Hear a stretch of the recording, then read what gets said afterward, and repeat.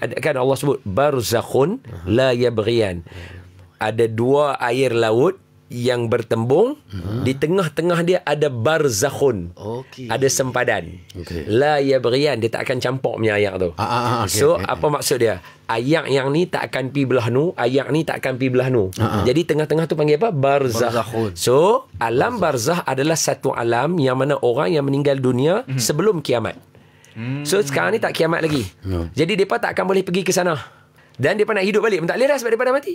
Saya dia duduk dalam satu alam namanya barzakh. So, alam barzakh ni apa? Satu alam yang mana mereka akan hidup macam mana mereka hidup di atas muka bumi. Sama. Siapa yang baik ketika hidup dia, di alam barzakh pun dia akan jadi baik. Siapa yang rajin kerja di alam dunia ni, di alam barzakh esok dia akan rajin bekerja. Alamak. Dia akan rajin pergi bekerja. Siapa yang kuat macam mengumpat ke mengatur orang, di alam barzakh dia akan jadi macam tu. Takutnya. Tapi nanti selalu. Benda-benda tu semua dia tak akan bawa pahala dengan dosa dah sebab ada alam barzakh. Tapi sementara nak tunggu kiamat, kita akan hidup ya.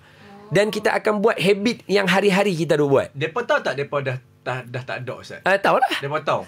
Depa boleh tengok kita. Ya, seorang-seorang. Ada semua.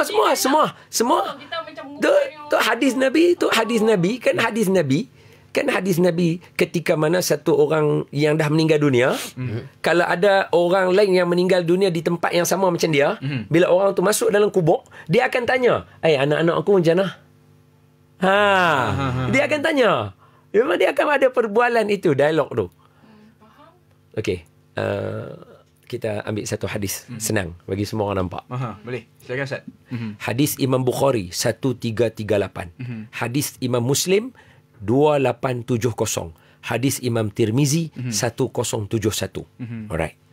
Bila mati seorang anak Adam, akan malaikat dua tanya dekat dia. Malaikat tu akan duduk dengan dia, tanya soalan dekat dia. Kenal tak Nabi Muhammad? Itu soalan pertama. Kalau orang yang tak kenal Nabi Muhammad sallallahu alaihi wasallam, maka dia akan kata, saya tak kenal. Bila dia kata tak kenal aja, apa malaikat buat?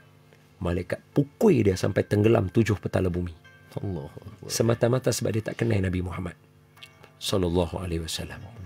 Adapun orang yang kenal Nabi Muhammad, begini kehidupannya di alam barzakh ni. Malaikat tanya, kenal tak Nabi Muhammad sallallahu alaihi wasallam? Dia jawab kenal.